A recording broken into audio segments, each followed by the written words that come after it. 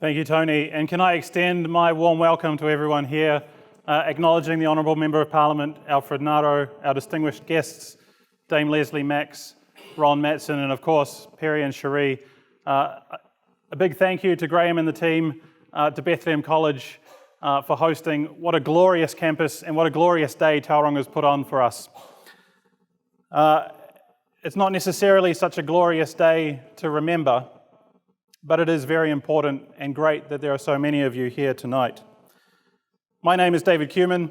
I'm part of the New Zealand Jewish Council and I co-direct the Israel Institute of New Zealand. It's my honour to have been asked by the Holocaust and Anti-Semitism Foundation Aotearoa New Zealand to MC tonight. There is a new exhibition tonight called Auschwitz Now.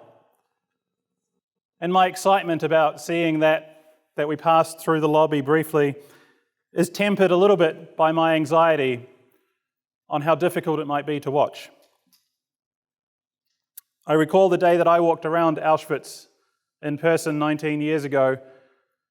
It was the only day out of a 2-month backpacking tour with a friend that neither of us said a word. It was that difficult to process. And knowing the work of Perry and Cherie, I'm sure their newest exhibit will also be confronting. I'd also like to acknowledge the presence of Yaakov James Van Emeringen here tonight, a survivor of the Shoah. It is very auspicious, sir, to have you in the audience with us.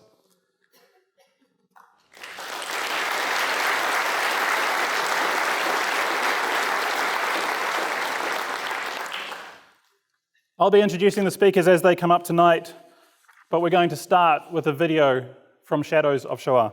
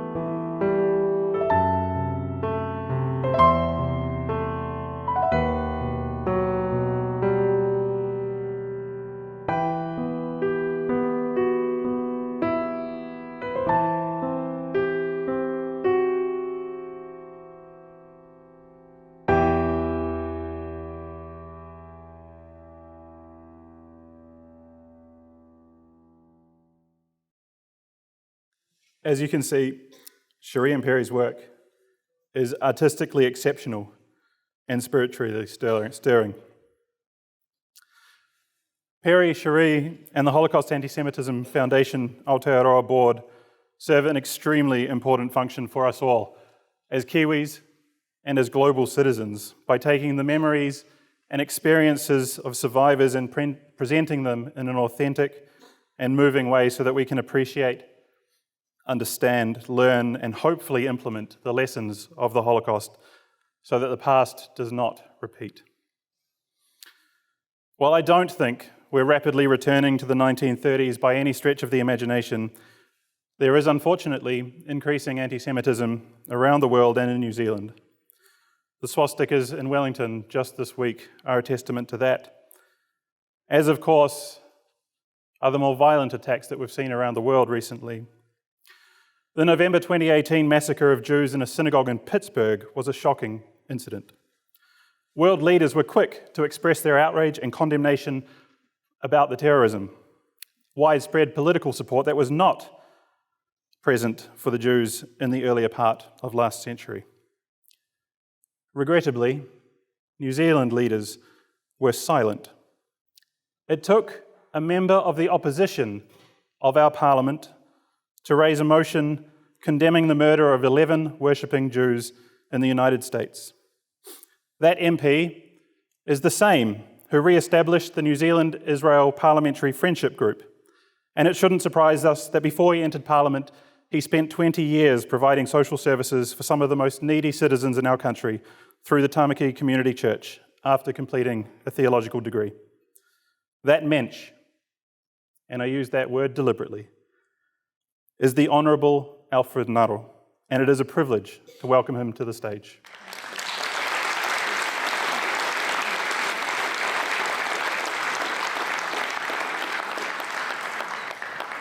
Me moa, ki rana tātou kātatua tōra mātua tētua, tō tātou rangatira, no tō tātou kaumātua, no tō karakia tia pōnei, ki rana ki a koe.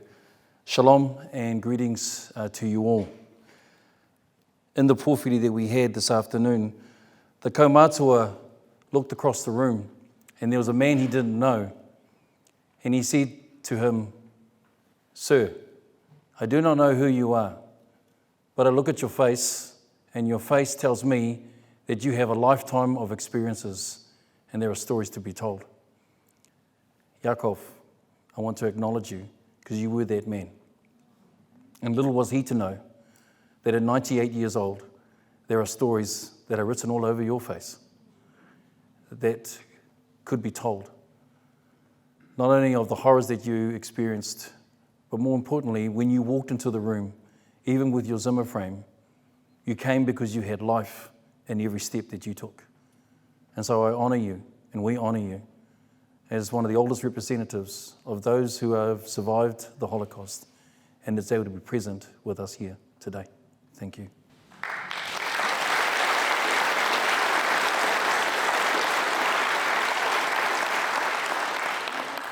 As I reflected on my contribution to this Holocaust Remembrance Day service, I recalled my visits to Washington, in which I visited the Holocaust Museum. I was impacted by the size and the scale of this horrific event in history, and for 2 hours it just took my breath away, where, like David, I couldn't speak. I also recalled having twice visited Yad Vashem, the museum in Jerusalem, where we came to understand the intent of evil and the fight for the right of humanity. I remembered watching the dramatically powerful series, as we just have witnessed, of the Shadows of Shoah, and the longing for the stories to be told. And tonight I do want to honour Perry and Cherie Trotter. It's not just about the art in which you present, it's about the spirit of the intent to tell that story. We say thank you.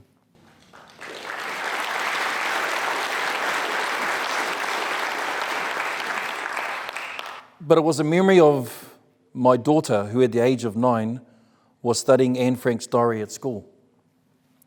And those of us that are parents will remember the times when our children have had those projects and you had to put the display boards. Can you remember those? It's the 3-sided display boards. The children would come and tell us, often at the last minute, and all night you'd be putting together the display to make it look good. And of course, we weren't competing, were we? Of course we were, every single time. We wanted it to look the best. And I remember that with my daughter, Wainona, we were putting this together. And as only children can do, from the perspective and purity of innocence, they often ask the most powerful questions. She said, Dad, how could they do this? How could they kill a child and her family? How could they kill all these people? And how come no one stopped it? It now became personal. So I had to go deep and find an answer to the response in my thoughts. In the Hebrew Bible, Hosea, son of Beri, was an 8th century prophet in Israel, and he authored the book of prophecies bearing his name. He's one of the 12 prophets of the Jewish Hebrew Bible, also known as one of the minor prophets. Hosea was a prophet whom God used to portray a message of repentance to God's people. And through Hosea's marriage to Gomer, God, also known as Yahweh, shows his great love for his people. And in Hosea chapter 10, verse 13, these words, I believe, answer the questions, or begin to answer the questions that my daughter Wainona asked. They say these: but you have cultivated wickedness and harvested a thriving crop of sins. You have eaten the fruit of lies, trusting in your military might, believing that great armies could make your nation safe. Simplified in the New Testament, and the Apostle Paul, and he wrote to the church of Galatia, says this word in Galatians chapter 6, verse 7, do not be deceived, God cannot be mocked. A man reaps what he sows. Anti-Semitism was a seed laced with hatred, jealousy, and anger that was planted a long time ago and cultivated to reap a harvest in the form of the Holocaust. This seed of prejudice, hatred, and of discrimination against Jews has experienced a long history of expression since the days of ancient civilizations, with most of it having originated in the Christian and pre-Christian civilizations of Europe. Hatred of the Jews has been long entrenched even in Europe. The image of the Jew as the murderer of Jesus, and the fact that Jews had rejected Christianity's embrace led to widespread hatred and suspicion. Jews, often in Christendom, were humiliated, banished from their places of residence, forced to wear identifying marks, and confined to separate residential quarters. They were portrayed as the offspring of the devil and accused of the ritual murder of Christian children. But it wasn't until the 1930s, however, with the ascendancy of the National Socialism and of Adolf Hitler's ascension to power in Germany, did racial anti-Semitism become a political instrument in the hand of the masses, and later on the official policy of a modern state. From then on, the essence of Jewishness was believed to be biological. In the past, the Jew could theoretically avoid persecution by assimilating, renouncing the customs of his tradition, or adopting a non-Jewish faith. However, the racial element eliminated these possibilities. The new racial outlook defined the German people as the finest, purest branch of the Aryan Nordic race, and labeled Jews as a subhuman race that strove to challenge the correct world order and deprive the supreme race of its position and dominance and leadership. You see, the seed of anti-Semitism was now cultivated around the world. This was seen that in 1938, President Roosevelt called the Evian Conference in Geneva under pressure because Jewish refugees waiting and wanting to immigrate from out of Germany and Austria were longing for their policies to be changed. But the reality was, at that convention, all of the allied nations of the world paid lip service to the Jewish refugees and their plight. Hosea's prophetic words of, "You have eaten the fruit of their lies," can be best reflected in the comments at the conference by T.W. White from Australia's delegation, where he said to the conference and claimed that under the circumstances, Australia can do no more, as we have no racial problem and we are not desirous of importing one. New Zealand also has blood on its hands, because from the past, we too rejected Jewish refugees at our own borders. So you see, the UN Resolution 60/7 was established on the 27th of January as the International Holocaust Remembrance Day and urges every member of the nation and of the League of Nations to honour the memory of Holocaust victims and encourage the development of an educational program about the Holocaust history to help prevent future acts of genocide. The resolution 6/7, the International Holocaust Day, was initiated of the State of Israel by the Minister of Foreign Affairs of that time, Silvan Shalom, who was the head of the delegation of Israel to the United Nations. And this was passed in 2005. Comments by the Secretary General in 2008, Ban Ki-moon, reads this: "The International Day in memory of the victims of the Holocaust is thus a day on which we must reassert our commitment to human rights. We must also go beyond remembrance and make sure that new generations know this history. We must apply the lessons of the Holocaust to today's world." Without wanting to be too political, it was both shameful and disgraceful that our own government did not send representation to the Holocaust Remembrance Service, where dozens of monarchs, presidents, and prime ministers travelled to Jerusalem to remember the Holocaust just this Thursday past. They were given a stark warning not to ignore the escalating anti-Semitism and violence against Jews, both in Europe and even in the United States. Leaders congregated at the Yad Vashem Remembrance Centre on the Western Hills of Jerusalem for a 3-hour event held by the Fifth World Holocaust Forum. Historical lessons were forgotten, they said. Remembering the past is our duty, but even then, that is not enough. Tel Aviv University researchers last year catalogued nearly 400 attacks against Jewish people in 2018 and warned that anti-Semitism has now been mainstreamed.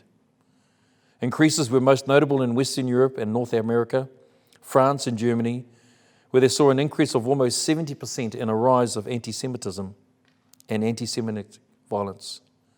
Other studies have also shown the knowledge of the Holocaust, in which 6 million Jews, including 1.5 million children, were killed, is fading. Moshe Kantor, the president of the World Holocaust Forum, said 40% of European Jews were now considering leaving their country.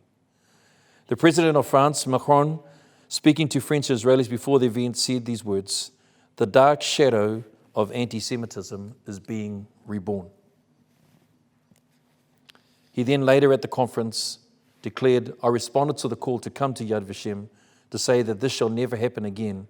It's a battle, however, that seems like we never win." Prince Charles, who represented Britain, warned that lessons of the Holocaust are serially relevant to this day, adding that hatred and intolerance still lurk in the human heart and adopt new disguises. So the question is, what must we do? We must sow the seeds of hope and light and love, and remember that the lessons of the past, so that strive to make the present and the future realize the God-given potential that God has for us in creation. My local RSA in Te Atatu in West Auckland, every Friday at 6 o'clock they ring the bell. And as a reflection, as we do on the Anzac Day, which is a national remembrance of Australia and New Zealand forces that had fought during the Anzac War and the First World War. And at that time, they acknowledged the contribution and the suffering of all those people. After a moment of silence, the ode is declared. "They shall grow old as we that are left grow old. Age shall not weary them, nor the years condemn. At the going down of the sun and in the morning, we will remember them." We declare that ode so that we will not forget. And yet in our experience, it just seems that history is beginning to repeat itself. I finally want to tell of the experiences that I had at Yad Vashem the second time round last year. And as those of you that have been to the museum, what struck me this time was as you went into the main auditorium on the left-hand side of the triangular arch of this building was the movie that was playing. The guide said, "I want you to stop for a moment. I want you to look at this story." And the reason I want you to see it, because these are Jewish children in Poland singing the Hatikva in the 1930s. And what it is that the reasons why we had that is because the Holocaust should never define who we are. And our history and our heritage and of who we are is critically important, and we wanted people to begin their journey through Yad Vashem to remember this very thing. I want to finish off with the remarks from Mr. Anver Shalev, who's the chairman of the Yad Vashem Museum Directorate, who gives some hope and direction for us. The vision that we are creating on this Mount of Remembrance in Jerusalem will become a place of pilgrimage for the Jews and the venue for a dynamic and vital intergenerational encounter. Yad Vashem will become a place of contemplation, study, and profound experience for young people and educators from Israel and abroad. It will be a place that strengthens our commitment to continued Jewish existence in the spirit of the Jewish faith, values, and creative drive. In Jewish tradition, although the individual, although part of a community and nation, remains autonomous and is responsible for the choice expressed in the book of Deuteronomy, chapter 13, verse 15, which says, "See, I set apart for you this day life and prosperity, death and adversity. It is each generation's duty to fulfill that personal choice, the essence of the spiritual and educational process coming together."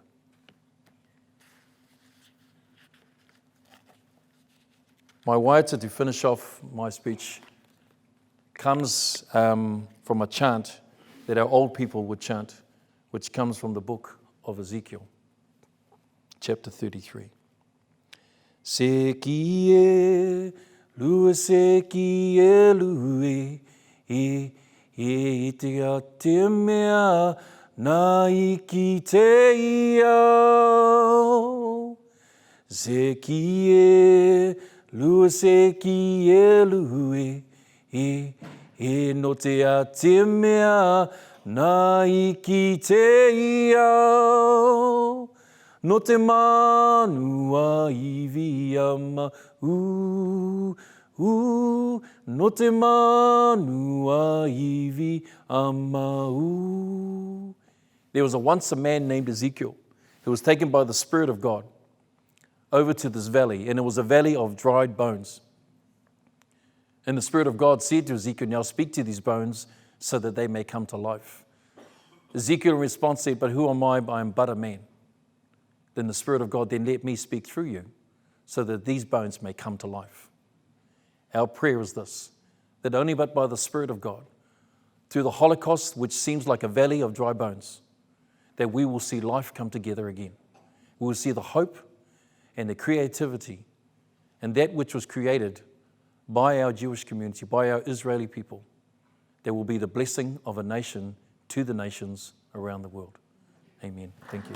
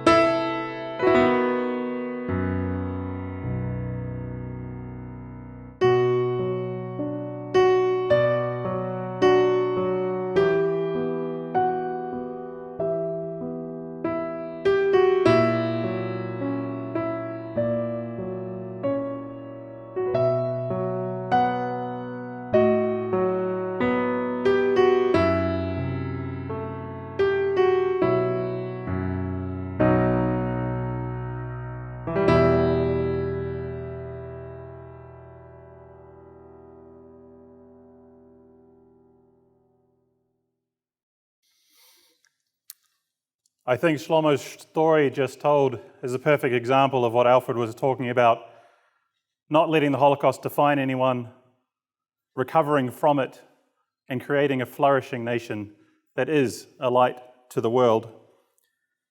However, Alfred is right. The delegates at the Israel ceremony at the moment are right.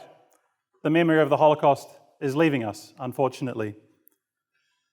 Only 54% of Americans have ever heard of the Holocaust, and 32% of those thought it was exaggerated. Only a quarter of French millennials recently surveyed either didn't know or weren't sure what the Holocaust was, and half didn't even know that the French were collaborators. And a recent survey in New Zealand, unfortunately, showed that 43% of our fellow citizens did not know that 6 million Jews were murdered in the Shoah. A knowledge gap is relatively easy to plug. And of course, it's right that it's no guarantee, even when that does happen, that the words "never again" will come into action. Sadly, today there are worrying signs around Europe. Austrian councillors have been caught sending each other WhatsApp messages glorifying Nazi Germany and singing songs with lyrics like "Step on the gas, you old Germans, we'll manage the 7th million." And the UK Labour Party, right at this very moment, is under investigation by the Equity and Human Rights Commission for anti-Semitism.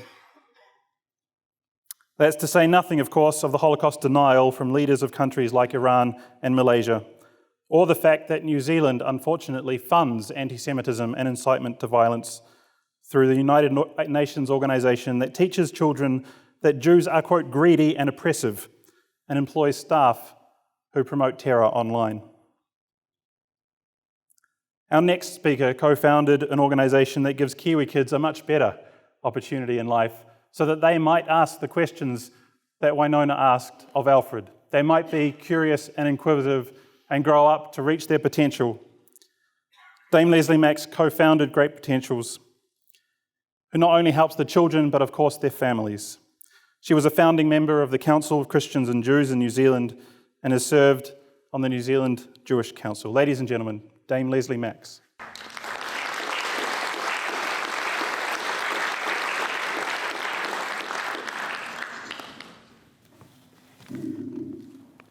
Good evening and kia ora koutou. I feel very honoured to be here in Bethlehem this evening, speaking in this wonderful auditorium in this event planned by the extraordinary Perry and Cherie Trotter. And it's beautiful to be in Bethlehem on such a gorgeous day. I saw rather more of the surrounding countryside than I would have done had I not had some confusion with my Google Maps. I was fortunate enough to be born here because my grandparents left Russia to go to a place where one could safely live as a Jew. My husband's parents managed to get out of Germany on the eve of the Second World War and come to this blessed land. I've had the privilege to know a number of survivors of Auschwitz, and it is a privilege. These are people who experienced hell here on earth and who yet built themselves good lives as nurturing parents and constructive citizens, though always haunted by memories of that hell that devoured their families. Some historical context. The Holocaust occurred in Europe, where the embers of anti-Semitism or Jew hatred had been smouldering for over 1,000 years. Those embers were fanned into the all-devouring Holocaust by Hitler and his accomplices. I say accomplices, but they were not criminals in the ordinary sense of that word.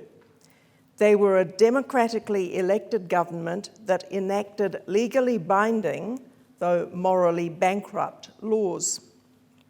Following the outbreak of war in 1939, the German forces blasting through Eastern Europe were followed closely by the Einsatzgruppen, the special commandos whose job it was to murder those the Nazis designated as enemies of their cause. We hear almost nothing about this Holocaust by bullets because there were so few surviving witnesses. Between 1.5 million and 2 million Jewish men, women, and children were murdered in this way, in towns, in forests, or locked into trucks and killed with carbon monoxide. But these wholesale massacres were just not efficient enough for Hitler and his henchmen, whose goal was genocide, the destruction of a whole people. So a conference was held in Berlin on the 20th of January 1942, the Wannsee Conference, to plan extermination of the Jewish population of Europe. The euphemism for this genocide was the final solution to the Jewish question. There was to be mass deportation to the east, to Poland. The 20,000 or so concentration and slave labor camps were not sufficient. 6 extermination camps were to be established.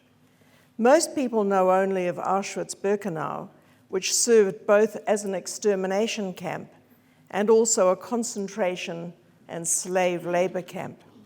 The other solely extermination camps were Treblinka, Sobibor, Belzec, Chełmno, and Majdanek.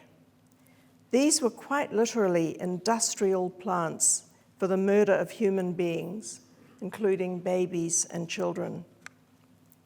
Those doing the planning at the Wannsee Conference were 15 top officials, of whom 8 had doctorates, so the elite. Adolf Eichmann presented a list of the numbers of Jews in each country. England was on it. There were 350,000 English Jews to be murdered. Thank God for Churchill and all the valiant fighters, including so many New Zealanders, who defended Britain and ultimately defeated the Germans. But numbers on this scale in the millions cannot be comprehended. How to comprehend that 1.5 million Jewish children were murdered? That is, the equivalent of every child now living in New Zealand, plus another 300,000. It's too easy to lose sight of the individuals and their lives. So I'd like to focus on just one person. Her name was Sarah. She grew up in a happy and normal Jewish family in Hungary with her twin sister and an older sister. But when she was 17, Sarah and her family were packed into cattle cars and transported to Auschwitz. Her older sister with her 2 babies and all their family were murdered. Sarah and her twin sister were subjected to Dr. Mengele's diabolical experiments on twins and suffered humiliation, starvation, and terror, as Benjamin Steiner so beautifully expressed. As the Russians approached, most of those who had not already been killed were forced by the Germans to march in the depths of the Polish winter towards Germany without food or adequate clothes or shelter. Sarah's beloved twin died just 18 years old. Sarah survived a skeletal 35 kilograms. Some of you may be familiar with this famous photograph taken by the Russian liberators of Auschwitz. This shows a group of children who, like Sarah and her twin and Benjamin Steiner, had been subjected to sadistic medical experimentation by Mengele. Only a handful survived.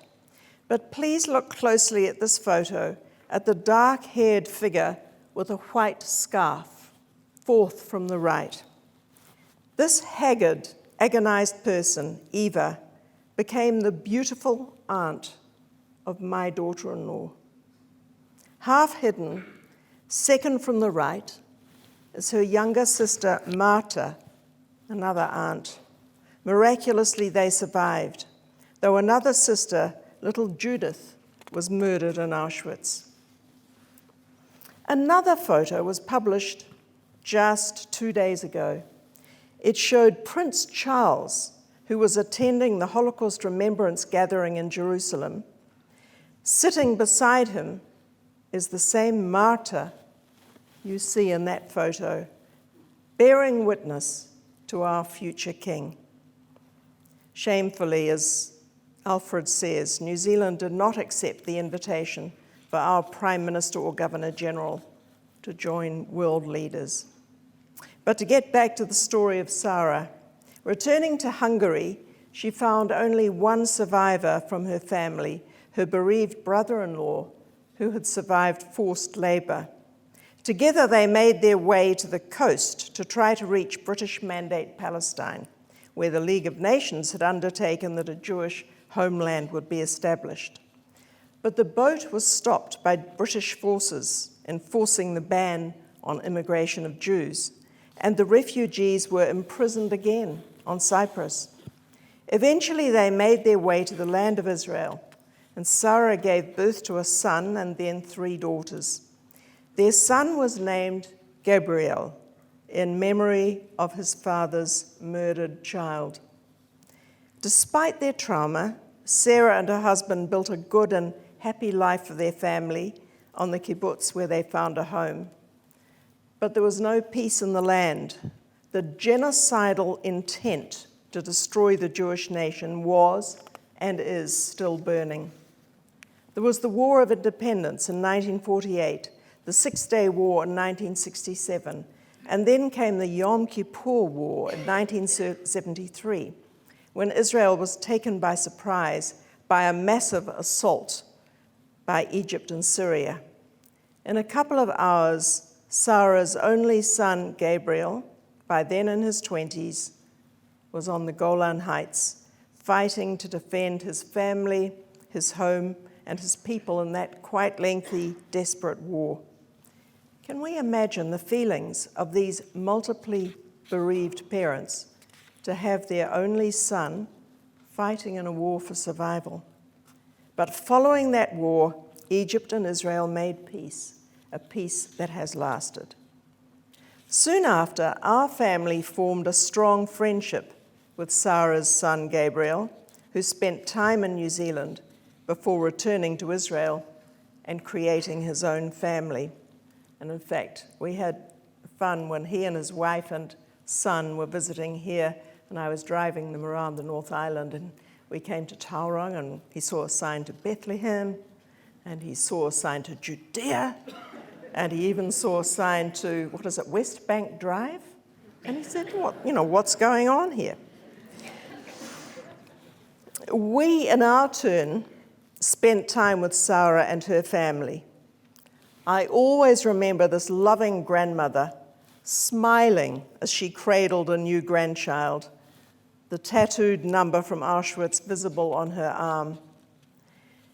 In 1991, during the Gulf War, in which Israel played no part, Saddam Hussein bombarded Israel with Scud missiles.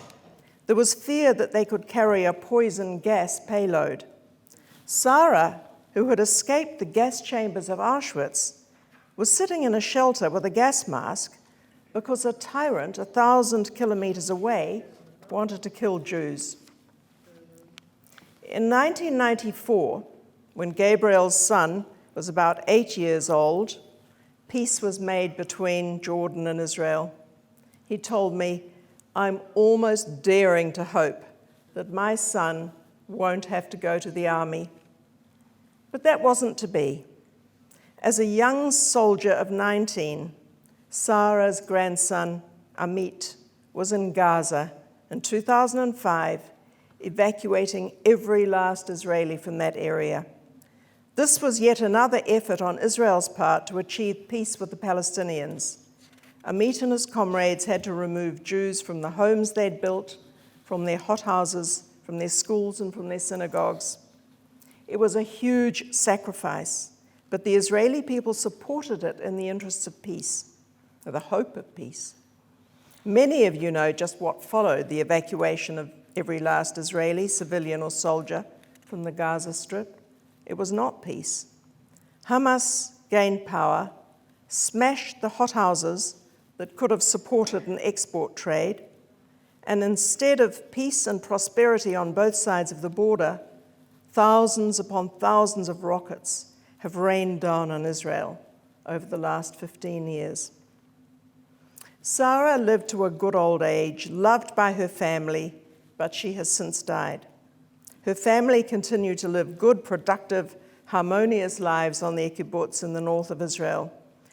But they are within range of the estimated 120,000 missiles that Hezbollah, Iran's proxies, have installed under the houses of the villages in southern Lebanon, pretty much under the eyes of the United Nations forces who are supposed to prevent this buildup of arms. And Iran continues to utter its threats of genocide, yearning to wipe Israel off the map. It has created a land corridor from its own borders through Iraq, which it dominates, through Syria, and is menacing Israel from those territories, as well as through Hezbollah from Lebanon, while also supporting Hamas and Palestinian Islamic Jihad in Gaza. Sarah's family are people who love life.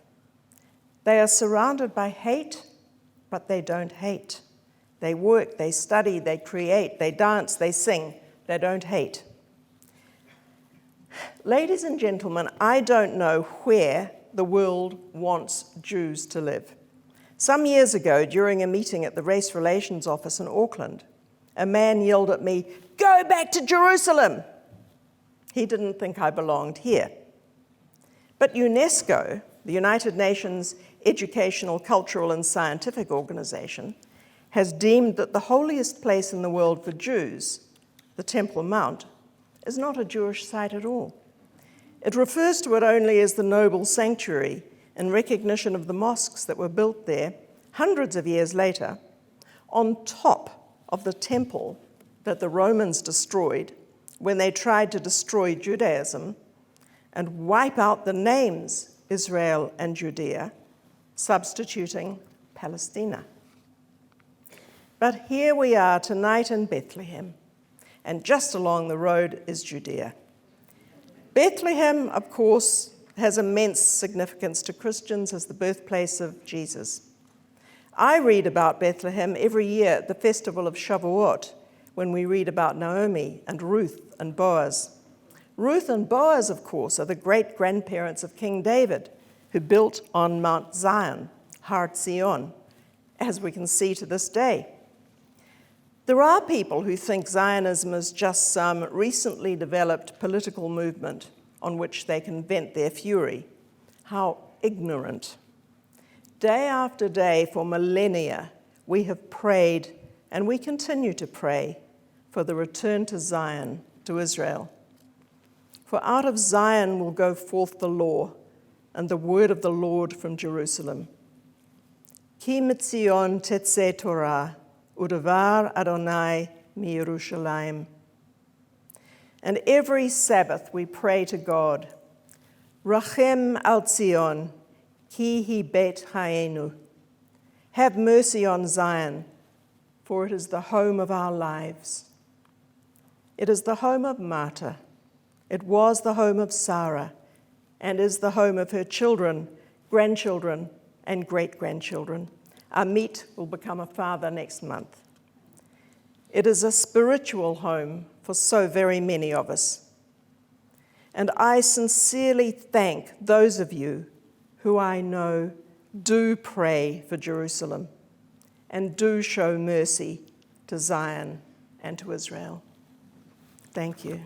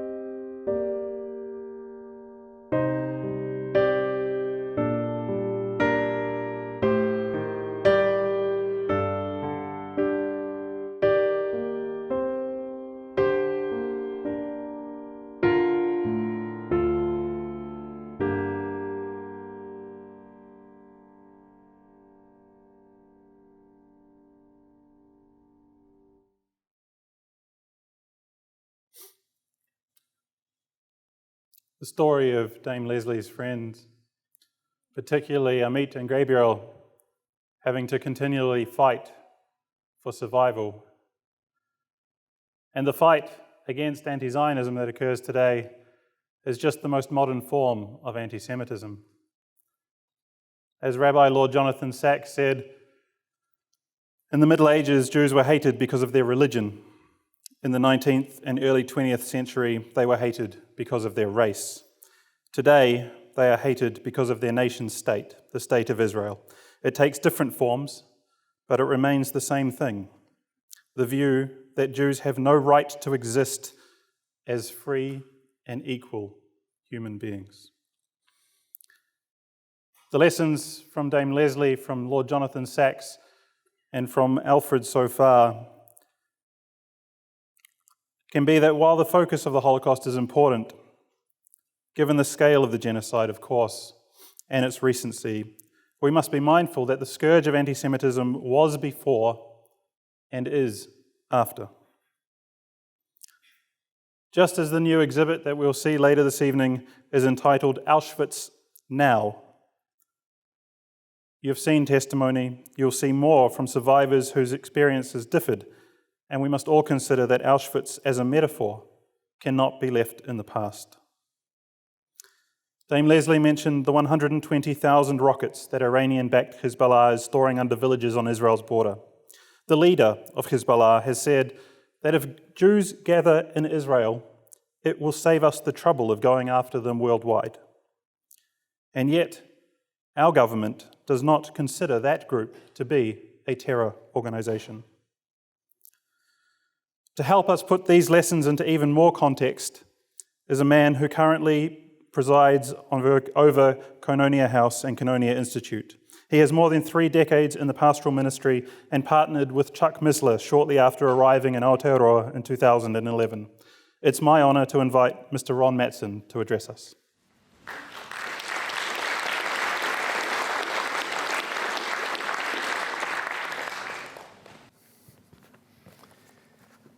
Well, good evening. This Remembrance Day allows us to reflect and respond to an event that not only marks a very dark era of immense suffering and wrongdoing, but it's also a renewed warning.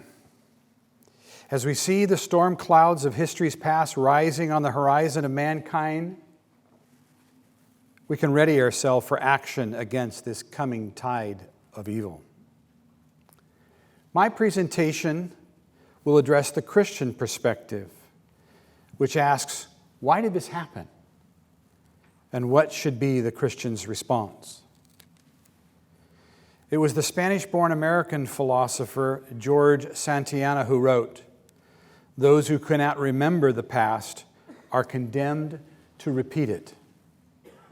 It was the German philosopher Georg Hegel that wrote, "We learn from history that we do not learn from history." What is history trying to teach us that we are not learning? Well, the first half of the 20th century was not the first time when the world experienced an attempt to wipe out the Jews. The book of Exodus tells us that Pharaoh tried by ordering the killing of all male babies in Israel. God responded by bringing forth Moses to be a redeemer of the nation. The book of Esther tells us that Haman convinced the Persian king Ahasuerus to allow the slaughter of the Jews. God responded by elevating Esther as queen for such a time as this, to rescue the nation from destruction. The Jewish historian Josephus records many acts of genocide against the Jewish people during the long rule of the Roman Empire. The Gospel of Matthew, chapter 2, tells us that Herod ordered the killing of all children under 2 years of age in the city of Bethlehem because of his fear that the Messiah might have been born there. Medieval and modern history alike are filled with accounts of Jews being singled out and slaughtered. Why does this happen? I believe today that we can lay the blame of all this at the feet of 3 theological errors that find their way into our society. The first is that of arrogance. It's an arrogance concerning the duty and destiny of the nation of Israel and its people. The church, especially when it boasts itself against the Jews and Israel, the church becomes branches without roots. Many Christians boast of being a New Testament Christian, and as such, they do not consider that 2/3 of the Bible is written about the nation of Israel. Therefore, they believe the church has replaced Israel, which results in replacement theology. Allegorization of biblical prophecies is the second. Once replacement theology has been established as a foundational doctrine, it turns all of the favorable prophetic scriptures dealing with the future of Israel into mystical predictions about the church. They fall into the trap of confusing the primary understanding of Scripture with any possible secondary application. And the third error is that of amillennialism, the idea that there is no future kingdom. This is a classic misapplication of biblical eschatology. In other words, if there is no literal Israel in the future, then there is no need for Israel today. The natural result of arrogance toward Israel, allegorization of Scripture, and amillennialism concerning the destiny of the church leads to anti-Semitism. What is the genocide? What is the genesis of this genocide that we remember today? Well, in 1924, at a Christian gathering in Berlin, Adolf Hitler spoke to thousands and received a standing ovation when he made the following proclamation: "I believe that today I am acting in accordance with the will of Almighty God as I announce the most important work that Christians should undertake, and that is to be against the Jews and get rid of them once and for all." For that, he received a standing ovation. Given that, what is the biblical perspective? If Christians believe that the basis of their faith is based on the Bible, 2/3 of which is focused on the nation of Israel, what is the biblical response to this? Well, the Bible tells us that God has made some irrevocable, unilateral covenants with the nation of Israel and the Israeli people. Number one, the Abrahamic covenant. Now, it may come as a surprise to some of you to realize that Abraham was a Gentile when he received this covenant. It's recorded in Genesis chapter 12, verses 2 and 3, and it includes 7 I will statements by God. In these 2 verses we read, "I will make thee a great nation. I will bless thee and make thy name great. And thou shalt be a blessing. I will bless them that bless thee, and curse them that curse thee. And in thee all the families of the earth shall be blessed." From these 7 I will statements flow God's entire plan for all of mankind, including you and me. All other covenants are built on those 7 I will statements. The second covenant is the covenant concerning the land. As Abraham arrived in the promised land, he hears from God again. In Genesis 13, we read, "And the Lord said unto Abram, after that Lot was separated from him, Lift up now thine eyes, and look from the place where thou art northward, southward, eastward, and westward. For all the land which thou seest, to thee I give it, and to thy seed forever. And I will make thy seed as the dust of the earth, so that if a man can number the dust of the earth, then shall thy seed also be numbered. Arise, walk through the land, in the length of it and the breadth of it, for I give it to you. The third covenant that God makes with the nation of Israel is concerning the throne of David. The prophet Nathan came to David and said, "And when thy days are fulfilled, and thou shalt sleep with thy fathers, I will set up thy seed after thee, which shall proceed out of thy bowels. And I will establish his kingdom, and he shall build a house for my name, and I will establish the throne of his kingdom forever. I will be his father, and he shall be my son. If he commit iniquity, I will chasten him with the rod of men and with the stripes of the children of men. But my mercy shall not depart away from him, as I took it from Saul, whom I put away before thee. And thine house and thy kingdom shall be established forever before thee. Thy throne shall be established forever." These are irrevocable promises of God. And yet there are many today who would stand in their churches and say Israel has no place. And this was the mindset that was in Germany in 1924 that ignited the ovation to this desire of Hitler. But yet, when we consider what the Christian's response should be, as we stand against the rising tide of anti-Semitism in the world today, I begin with the words of the Apostle Paul, who says, "I say then, hath God cast away his people? God forbid. For I am also an Israelite of the seed of Abraham, of the tribe of Benjamin. God hath not cast away his people, which he foreknew." The scriptures are full of admonition to all who would act in a hostile way toward Israel. It's interesting to study the rise and fall of great nations. Any nation that honors Israel seems to prosper. Any nation that seeks to harm Israel begins to fade and become irrelevant throughout history.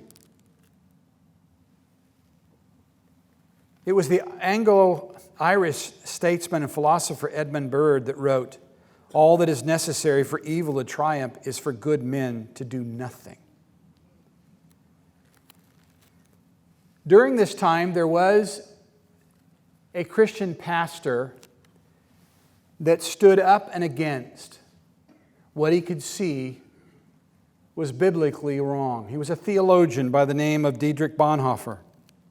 He was a pastor, theologian, anti-Nazi dissident, and eventually a martyr. He made these statements: "If I sit next to a madman as he drives a car into a group of innocent bystanders, I can't, as a Christian, simply wait for the catastrophe and then comfort the wounded and bury the dead. I must try to wrestle the steering wheel out of the hands of the driver." He also said this: "We are not to simply bandage the wounds of the victims beneath the wheels of injustice. We are to drive a spoke into the wheel itself."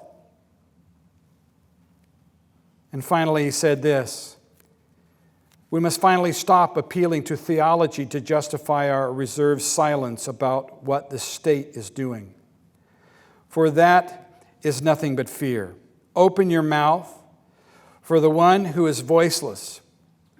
For who in the church today still remembers that that is the least the Bible demands in times such as this?" Sadly, the church in Europe and around the world, in many instances, stood still and did nothing. The Christian response needs to be biblical.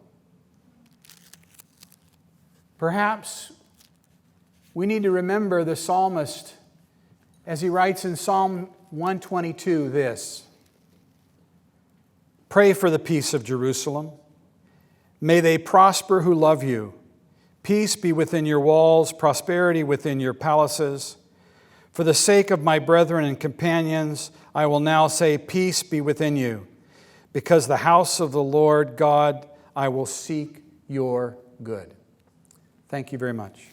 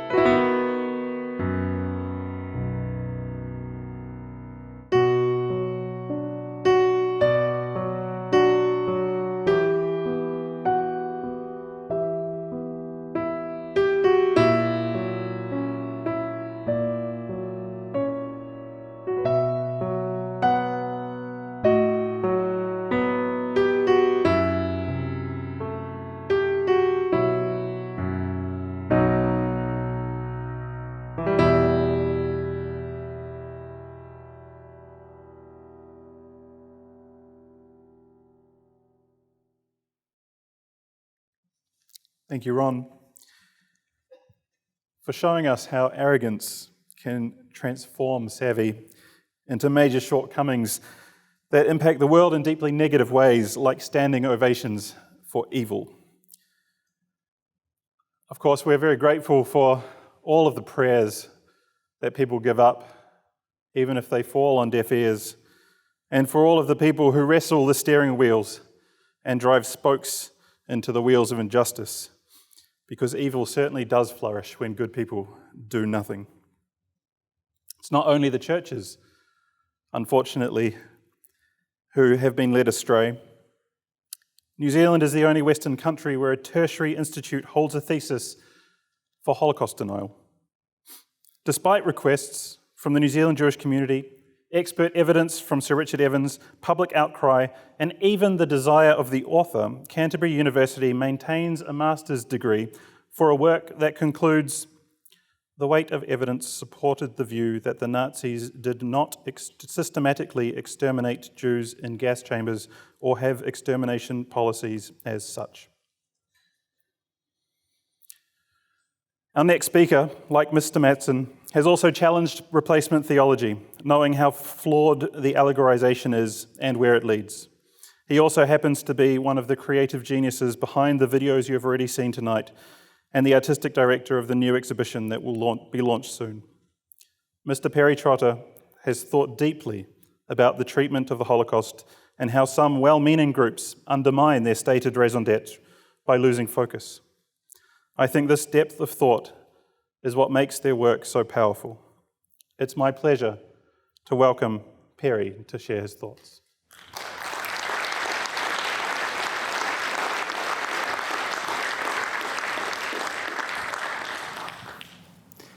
Good evening.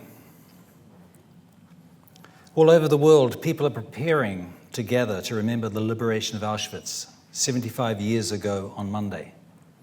Commemorative events are numerous and are often high profile. Indeed, on Thursday, 41 heads of state, among them Putin, Macron, and Germany's Steinmeier, gathered in Jerusalem for the 5th World Holocaust Forum.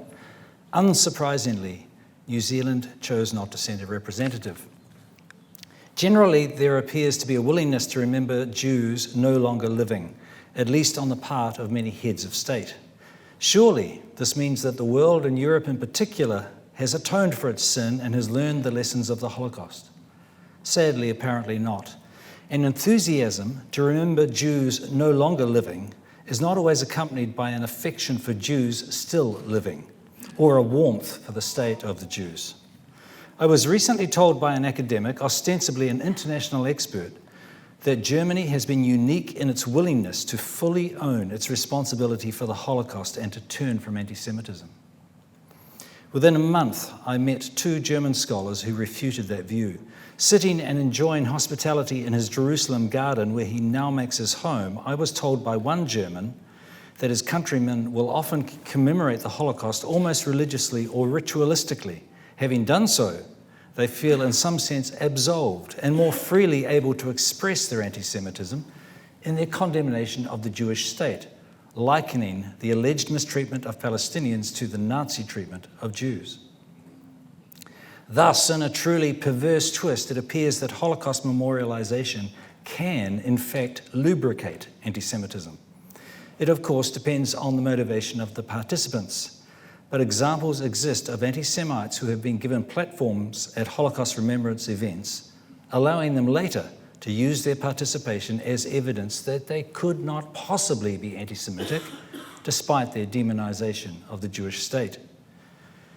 Anti-Semitism has proven to be a most creative and resourceful hatred, always able to morph and adapt to its cultural and historical surroundings. Dressed in the garb of human rights, anti-Semitism often freely parades in Western societies as anti-Zionism. While hatred of Jews remains somewhat uncouth, hatred of the Jewish state gets a free pass. Despite obvious and unfortunate cases of abuse, Holocaust memorialization is more important now than ever. It is essential that the Shoah, its context, causes, victims, and perpetrators are remembered and portrayed faithfully, especially in light of the rise of denial, distortion, and universalization. And what is universalization?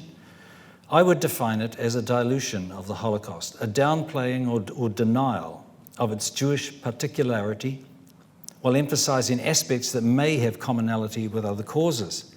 In universalization, the Holocaust is harnessed in service of causes as diverse as disability rights, gay rights, animal rights, bullying. Irrespective of one's views of each of those issues, the net effect is a soft distortion of the Holocaust, an obscuring of its essential Jewish specificity and context. Context, they say, is everything. And the historical context of the Holocaust is critical to its understanding. Wrenching it from its context and stripping it of its special Jewish character in order to further human rights and social justice issues does its memory harm. Our foundation was established to remember the Shoah and fight anti-Semitism, and that is the course to which it will remain committed, without deviation. Today, there is no murder factory set up for the purpose of eradication of the Jewish people. But there are no fewer actors whose intentions for the Jewish people are fundamentally identical to those of the Nazis. In the 1940s, Jews lived and died at the hands of those grounded in Darwinian racial theories, historical Christian theology, and the best of German culture and philosophy. And their murderous program was so wildly successful only because accomplices in the nations of Europe were very many and very willing. With the destruction in Europe of what had been the center of Jewish life for centuries, we now find the greatest concentration of Jews in their ancestral homeland, Israel. The culture of surrounding nations could hardly be more different to that of the Germans. But the ancient hatred is an equal opportunities evil, happily adapting to German sophistication or to the medieval barbarism of many of Israel's neighbors. In the 1940s, most nations either facilitated the destruction of Jewry or turned a blind eye or refused refugees. Those that acted honorably were few. Today, I would argue, the world has learned little. Few recognize the difficulty of Israel's security situation, and I see little evidence that many nations would behave more honorably than in the 1940s if Israel's enemies were to gain the upper hand. Elsewhere, I have made the observation that the Jewish problem, as it came to be known, might more properly be named the Gentile problem. Anti-Semitism is, after all, a Gentile issue before it is a Jewish issue. The Gentile problem is that for at least 3.5 millennia, the Jews have been subject to various forms of persecution at the hands of non-Jews, from marginalization to murder. The Gentile problem did not begin with the Holocaust, and it certainly didn't end with the Holocaust. Some will join me in viewing anti-Semitism as both an evidence and an outcome of the reality of the transcendent. Others here will see it as an unfortunate and an inexplicable anomaly, a quirk of human social history in a purely naturalistic worldview. However one chooses to frame these issues, in light of the current trajectory of anti-Semitism, I would suggest that it is a matter that demands a response from those of goodwill. I have often reflected on how I might have behaved in the 1940s Europe. Friends of the Jews faced appalling dilemmas. Would I have had the courage to risk my life and the lives of my dear children in order to shelter Jews? I hope so, but I really don't know. But of this I am certain. Had I not had the fortitude to act in the 1930s, when Jews were maligned and incrementally marginalized, I would certainly not have had the fortitude to act in the 1940s, when the Jews were gathered to be shot in the forests or shipped to the gates of Auschwitz. Today, each of us can do something. None of us is without agency. Speak, act, stand, give. Those who believe can pray. Consider helping us take our new exhibition, Auschwitz Now, to the communities of New Zealand. It grieves me that this nation, my nation, which at many times in its history has been a friend of the Jews, has more recently failed so badly. Our hope is that the work of our foundation will have an impact, changing hearts and changing minds. Thank you.